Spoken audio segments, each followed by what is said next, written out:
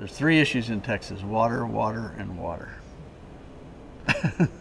If you look at all the early maps, this land between the Nueces and the Rio Grande was called the Desierto de los Muertos, the desert of the dead.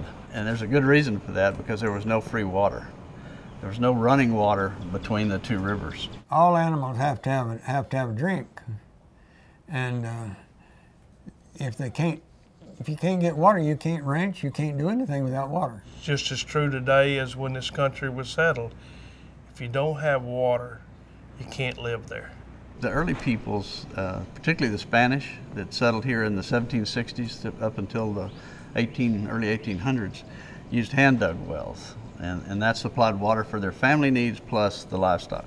As areas become more populated and more cattle come in, they needed a better source of water. Around 1900 was when they actually started drilling for water using old drilling rigs, and that's when the windmills really took hold. The Edwards Aquifer is a limestone formation.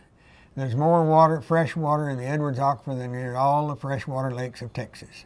That's how big it is.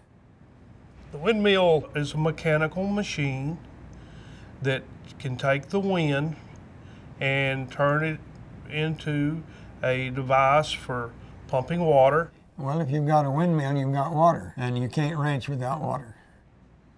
Air motor been banged around for quite a while. Today it's in San Angelo, Texas. I guess what's made air motor successful is it hasn't changed that much. The parts manufactured today will fit the mill made in 1937. Keep it simple has worked.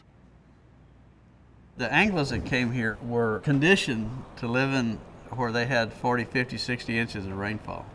So they brought this notion of how many animals they could put on a given piece of land, and they way overdid it.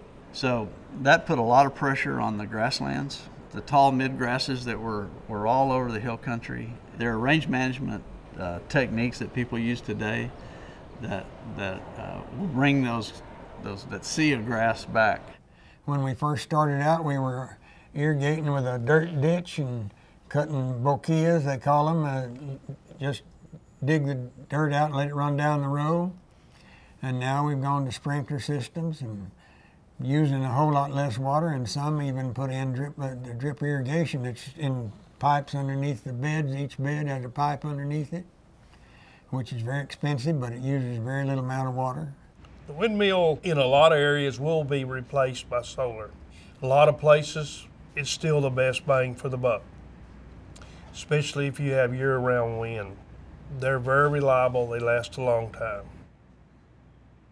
The future of Texas hinges on water. There's nothing else, there's no resource like it that people fight over as much and care about as much, and it's a shared resource that is needed individually, and there's no future in Texas that is not going to involve water and water issues and water laws and water fights, and for Texas, it's the one.